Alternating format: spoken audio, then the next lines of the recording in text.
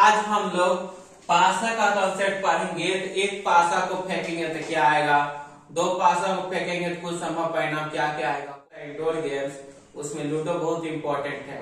Lockdown में तो बहुत लोग लूडो खेलने लगा, उसको आदत पड़ गया लूडो का। हम भी बच्चों में खेला करते थे बहुत लूडो, अभी भी खेलते हैं। तो हम लोग पासा में जानते होंगे कि 1 से 6 तक आता है, ठीक है। जब एक बार पासा को हम लोग उछाले, मेरे पास तो अभी पासा नहीं है, आप लोग उछाल के दिखाते।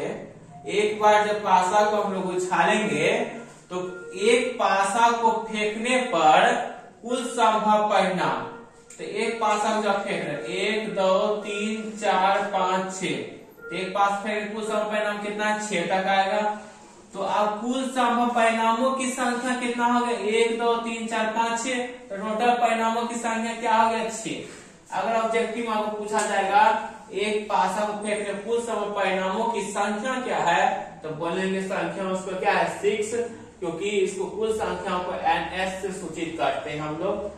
आप देखिए दो पासा को हम लोग फेंकेंगे एक साथ, जैसे दो पासा लिए उसको एक साथ हम लोग फेंक रहे हैं दो पासा को, तो दो पासा फेंकने कुल संभव परिणाम।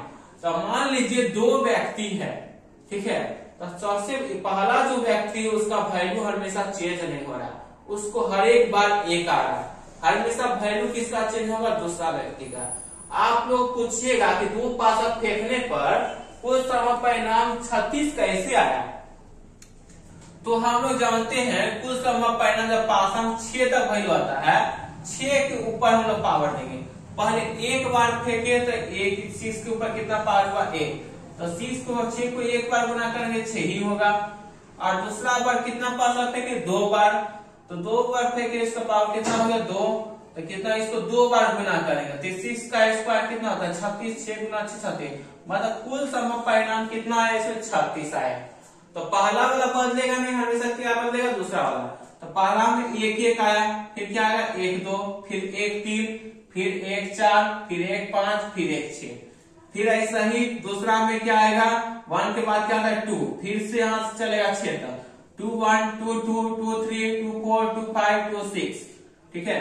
फिर यहाँ क्या आ जाएगा, 2 के बाद क्या आता है 3 3 1, यहाँ से लेके 3 6 तक, फिर 4 1 से लेके 4 6 तक, फिर 5 1 से लेके 5 6 तक। टोटल लास्ट में कहाँ जाके रुकेगा, दोनों सेम आना चाहिए, 6 इस पहला वाला में भी है 6, दूसरा वाला में 6 है। तो टोटल देखिए पहला में कितना 6 है, इसमें भी 6, इसमें भी 6, फिर इसमें भी 6, इसमें भी 6, इसमें 6 गुना 6 कितना हो गया, 36। मतलब कुल संभव परिणामों की संख्या क्या आ गया, 36 आ गया।